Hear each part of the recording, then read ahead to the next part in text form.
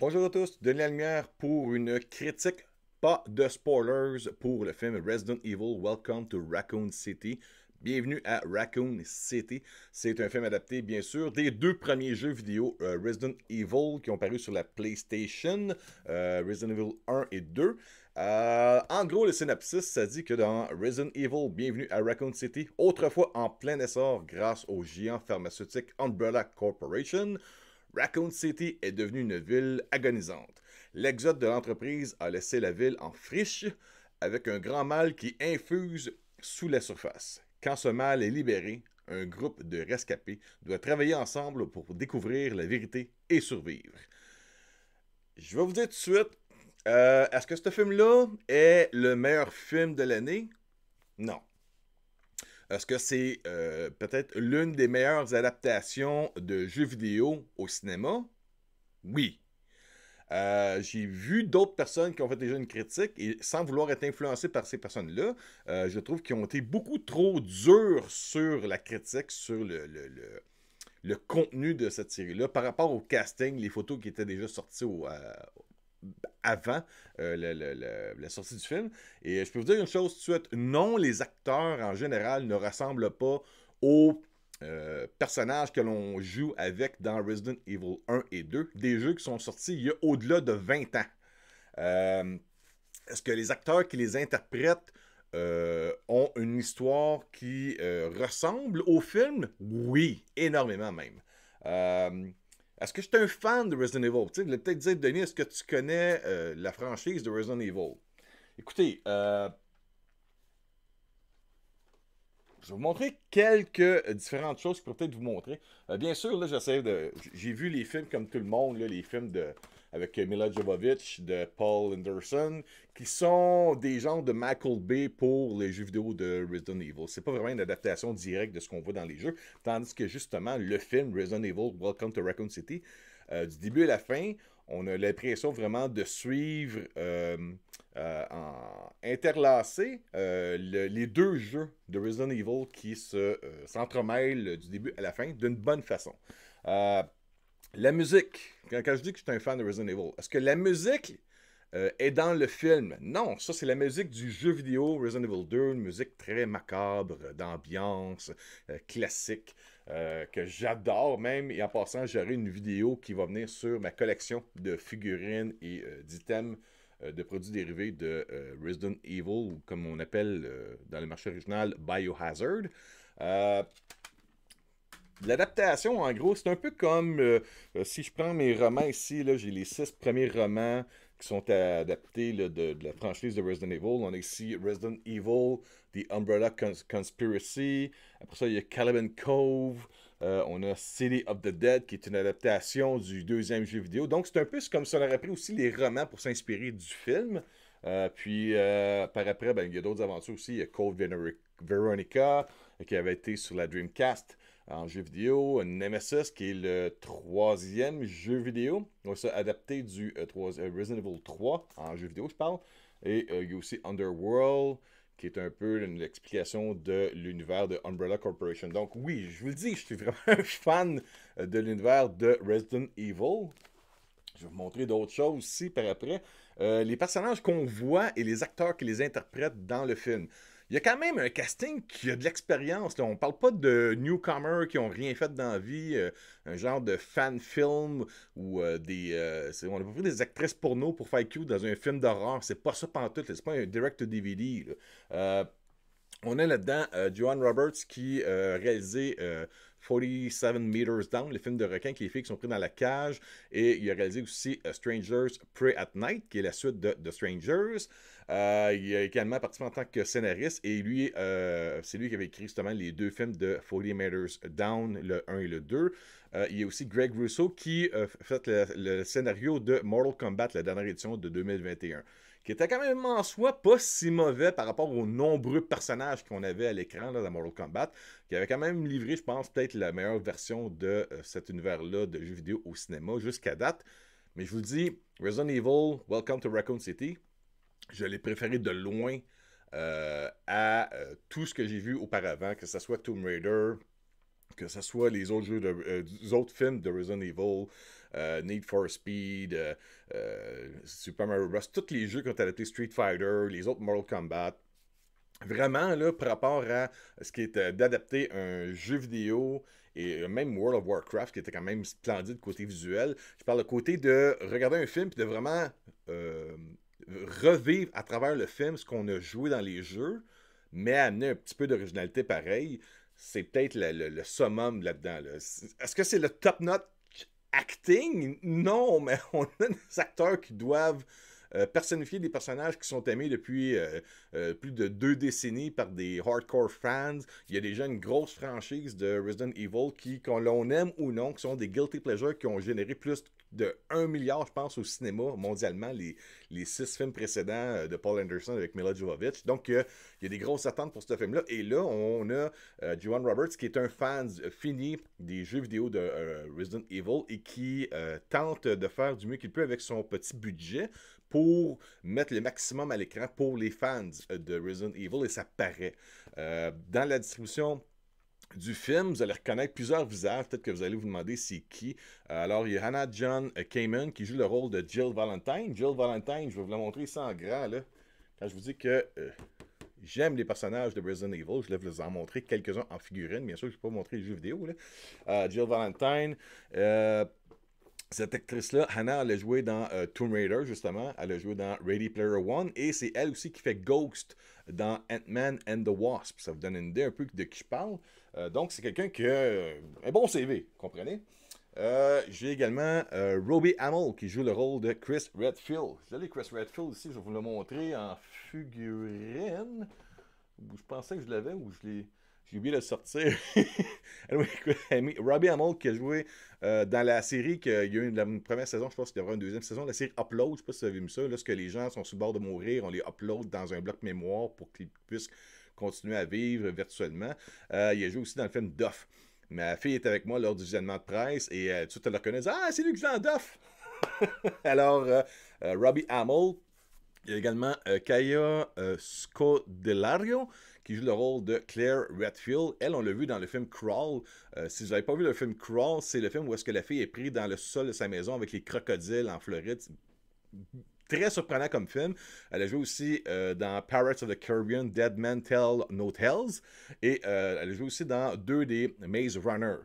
Elle a joué Claire Redfield. Est-ce que je l'ai, Claire Redfield, dans mes personnages? Ah, mon Dieu, j'ai pas tout sorti. Je vais vous montrer une vidéo où est-ce que je présenterai toutes les figurines que j'ai de Resident Evil. Il y a également aussi Avan Jogia, ou Hogia, qui joue le rôle de Leon S. Kennedy. Je vous dis tout de suite, Leon S. Kennedy, dans ce film-là, c'est le petit nouveau qui est sans expérience, qui n'a pas l'air de savoir ce qu'il est. Attendez-vous pas à voir Leon S. Kennedy, le super-héros sauveur, destructeur de tous les zombies, comme on le joue dans Resident Evil 2 et dans les autres subséquents, le 4, 5 et 6, si je me rappelle bien. Là, c'est vraiment comme on est à ses débuts. Le jeune qui a quand même un bon CV lui aussi. Lui a joué, ma fille l'a reconnu à cause de ça, il jouait dans la série de Disney, là, Victorious, de Disney ou Nickelodeon, mais je ne me rappelle plus, mais une série pour enfants.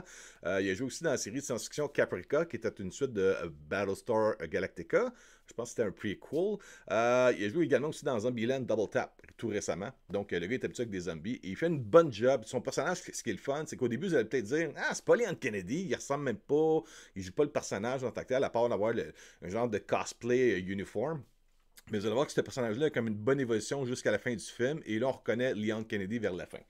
Je vais vous montrer ici justement en figurine qu'est-ce qu'il a de l'air Leon Kennedy. C'est lui, là. OK? Quoi d'autre également, ou qui d'autre qu'il y a là-dedans? Oui, il y a Neil McDonough qui joue le rôle de William Birkin. Ça, ce gars-là, vous l'avez vu dans d'autres choses, c'est sûr. J'ai sorti des titres de films qui sont très connus. Il a joué dans Captain America, The First Avenger, et il a également aussi joué dans Minority Report. Il a joué aussi dans The Rundown, qui était comme le méchant dans la petite ville où est-ce que The Rock revient vivre, et il devient shérif là-dedans, il se peint contre lui qui est propriétaire du casino. Donc ce gars-là, il est dans plusieurs affaires. Il fait même des porte-sa-voix aussi dans des films de DC, dans des jeux vidéo. Le gars, il connaît l'univers de Resident Evil, ça paraît. Lui, il joue le rôle de William Birkin, le scientifique qui travaille sur le G-Virus et le T-Virus. Je vais vous montrer des figurines qui montrent un peu où ça s'en va. Puis c'est pas un spoiler, c'est parce qu'on le voit dans les bandes annonces. Je vous montre ça avec Sherry qui est là-dedans aussi dans le film. Sa fille est là-dedans et sa femme également. Il devient ce genre de créature-là ici là-dedans. Puis il y a une évolution même aussi vers la fin du film. Je vous le montre parce qu'il le montre dans la bande-annonce, ok? C'est pas des spoilers que je vous montre là. Il devient ce genre de créature-là vers la fin. Il y a des choses qui vont peut-être vous décevoir par rapport au budget. Je peux comprendre qu'il n'y a pas tous les monstres qu'on a dans le jeu vidéo. Il manque des choses et j'imagine que si ce film-là fonctionne, on va les amener par après. Je ne vais pas vous dire lesquels parce que je ne veux pas que vous soyez déçus, je ne veux pas vous spoiler quoi que ce soit. Mais attendez-vous pas à avoir une plétarade de comme tous les monstres qu'on fait face à travers tous les niveaux de tous les deux premiers jeux de Resident Evil. C'est pas ça. On se concentre sur les personnages principaux et de suivre leur aventure comme dans le jeu vidéo au travers des zombies, des chiens zombies, ces choses-là. Tom Hopper aussi, qui joue le rôle de Albert Wesker, lui, on l'a vu dans Umbrella Academy. C'est drôle de voir que là, il est dans une adaptation d'un jeu vidéo qui est mené par le Umbrella Corporation et il joue également dans Umbrella Academy. C'est lui qui fait un des membres là, qui a les bras, le corps de gorille avec sa tête dessus. Il a joué aussi dans Terminator Dark Fate, un film que je n'ai pas vu encore et que je verrai peut-être sûrement jamais par rapport à ce que j'avais entendu parler. Mais Tom Hopper, il fait un bon travail là-dedans en tant que rôle du Albert Wesker. Et oui, comme dans les autres films et comme dans les jeux vidéo et comme dans les adaptations, il joue le rôle de Wesker qui devient Wesker qu'on connaît. Il y a Donald Logue qui joue le rôle du chef Brian Aaron. Ça, c'est un personnage qui est beaucoup moins important dans le jeu vidéo. C'est le chef du poste de police de Raccoon, le RPD, le Raccoon Police Department. Lui, là-dedans, ça fait longtemps qu'il travaille dans l'industrie du divertissement. On l'a vu dans Blade, on l'a vu dans Zodiac, dans la série Gotham, c'est lui qui travaillait avec Gordon. On l'a vu aussi dans la série Vikings, dans le film The Patriot avec Mel Gibson. On l'a vu aussi dans Ghost Rider avec Nicolas Cage et aussi dans Jerry Maguire avec Tom Cruise. Donc le gars a un CV et beaucoup d'expérience, que ce soit à la télévision ou dans les films qui sont distribué dans les salles de cinéma. Et il joue un rôle qui n'est pas vraiment stupide. Il ne fait pas le policier nono qui se fait ça pour une connerie. Vous allez voir que comme... je ne faut pas que je vous dise. Je ne veux pas vous dire. On a également aussi Stephanie Hawkins qui, elle, mon Dieu, une sublime dame qui est tellement enlaidie par le maquillage. On la voit dans la bande-annonce, c'est elle qui traverse la porte vitrée et qui attaque Claire Redfield. Elle, c'est une cascadeuse. On dit cascadeur ou cascadeuse, je sais pas. Mais elle est incroyable. Son CV parle d'elle-même. Là-dedans, elle fait juste le rôle d'une mère infectée. Elle a fait des cascades pour le film Jumper, pour le remake de Robocop en 2014, pour le film Shazam, pour dans certains épisodes de la série The Boys, The Strain de Guillermo del Toro. Elle a joué aussi dans les 3 derniers films, plusieurs films en tout cas de X-Men. Elle a joué entre autres dans Apocalypse et dans Dark Phoenix. Et elle a joué aussi dans Resident Evil Afterlife. Je crois que ça c'était l'avant-dernier ou le dernier film de Mila Jovovich. Donc la femme, elle a de l'expérience et elle a un physique incroyable. Et là-dedans, on la voit faire quelques cascades et le maquillage cache toute cette beauté, mais son expérience est à l'écran. Qu'est-ce qu'on a aussi? Je vais vous montrer vite vite. Là. Le liquor, oui, je vous le montre encore là parce qu'il est dans la bande-annonce. Le liquor est présent. Là, le petit bébête qui est là ici, là, qui marche ses plafonds, qui a l'air d'une tête juste avec un cerveau et d'une grande langue avec des dents. C'est là-dedans. Et oui, il y a des policiers zombies aussi. Denis, as-tu aimé le film? J'ai adoré le film. Je connais l'univers de Resident Evil et j'ai adoré le film. Ma fille qui a 18 ans, jeune adulte, jamais vraiment joué. Elle m'a vu quelques fois jouer avec le remake tout récemment sur la PlayStation. Mais elle n'est pas un hardcore fan. Elle est au courant un peu des personnages sans vraiment connaître l'évolution. Exemple de Leon S. Kennedy ou de Claire Redfield ou de son frère Chris. Mais elle reconnaissait les acteurs. Elle s'est laissée emporter par l'ambiance, l'immersion d'horreur. On voit au début... on essaie de nous amener un peu dans le passé d'où viennent Claire et Chris Redfield. Et déjà là, l'ambiance est vraiment typique de film d'horreur. C'est très réussi. Il y a quelques jumpscares où est-ce que j'ai sauté. Les effets spéciaux, le maquillage des zombies incroyable, l'éclairage bien réussi. On a beaucoup de plans de caméra où est-ce qu'on a des scènes, des couloirs avec les personnages qui marchent au loin, qui se rapprochent ou vice-versa. Comme on a dans les points de vue des deux premiers jeux vidéo. On a des scènes classiques des jeux vidéo qui sont reproduits dans le film.